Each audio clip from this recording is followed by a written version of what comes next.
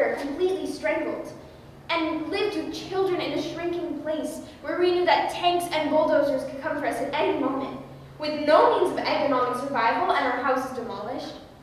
If they came and destroyed the greenhouses we've been cultivating for who knows how long, do you not think, in a similar situation, that most people would defend themselves as best they could? You asked about nonviolent resistance, and I mentioned the first Intifada. The vast majority of Palestinians right now, as far as I can tell, are engaging in Gandhian nonviolent resistance. Who do you think I'm staying with? And houses that are going to be demolished amid gunfire? Who do you think are staffing the human rights centers? What do you think this Palestinian-led movement is that I joined, that engages in nonviolent direct action? Who do you think these people are that I tell you about? Who won't take any money from us, even though they are very, very poor, and who say to us, we are not a hotel. We help you because we think that maybe you will go and tell people in your country that you stayed with Muslims. We think that they will know that we are good people. We are quiet people. We just want peace. Do you think I'm hanging out with Hamas fighters? These people are being shot at every day, and they go about their business as best they can in the sight of machine guns and rocket launchers. Isn't that basically the epitome of nonviolent resistance? When that explosive detonated yesterday, it broke all the windows of the family's house.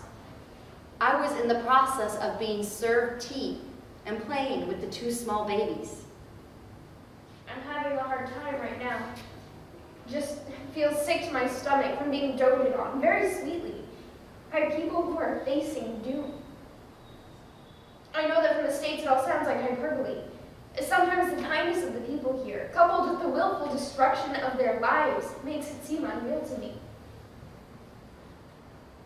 I can't believe that something like this can have happened in the world without a bigger outcry. It hurts me, again, like it has hurt me in the past, to witness how awful we can allow the world to be. For a long time, I've been operating from a certain core assumption that we are all essentially the same inside, and that our differences are by and large situational. This goes for everybody. Bush, Bin Laden, Tony Blair, you, me, Sarah, Chris, Dad, Graham, Palestinians, everybody from any particular religion. I know there's a good chance that this assumption is actually false, but it's convenient, because it always leads to questions of how privilege shelters us from the consequences of our actions. It's also convenient because it leads to some level of forgiveness, whether justified or not. It is my own selfishness and will to optimism that wants to believe that even people with a great deal of privilege don't just idly sit by and watch. What we are paying for here is truly evil.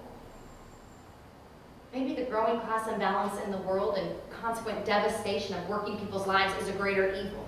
I mean, being here should make me more aware of what it means to be a farmer in Colombia, for example. Anyway, rambling.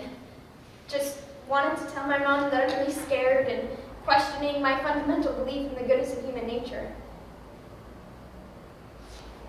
This has to stop. I think it's a good idea for us all to drop everything and devote our lives to making this stop. I don't think it's an extremist thing to do anymore. I still really want to dance around to Pat Benatar and have boyfriends and make comics with my coworkers. But I also want this to stop. Disbelief and horror is what I feel. Disappointment. I am disappointed.